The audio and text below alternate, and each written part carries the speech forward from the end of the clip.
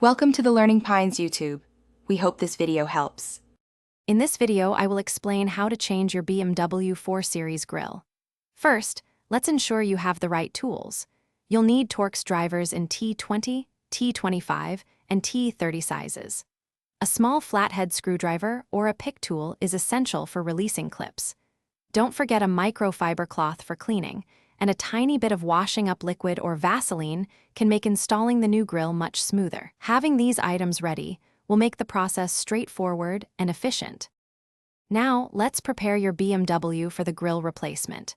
Begin by parking your car on a flat surface and ensuring the engine is completely off. Next, locate the rubber hood seal at the front of the engine compartment and carefully remove it.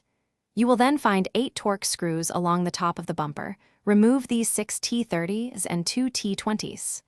With the screws out, gently pull the bumper cover forward a few inches to give yourself enough room to work behind the grills. With the bumper slightly pulled forward, you can now access the old grills. Reach behind the bumper cover to locate the retaining clips. Each grill is held by 3 clips at the top, 3 at the bottom, and 1 on each side. Use your flathead screwdriver or pick tool to press each release tab while gently pulling the grill outwards. The bottom clips might be easier to release by hand.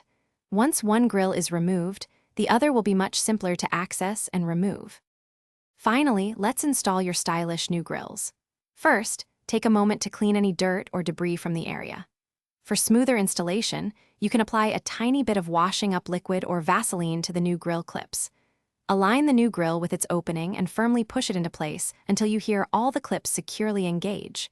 Then, realign the bumper cover, reinstall the 8 Torx screws, and replace the rubber hood seal. Double-check all alignments for a perfect finish. Thanks for watching. Consider subscribing if we helped you.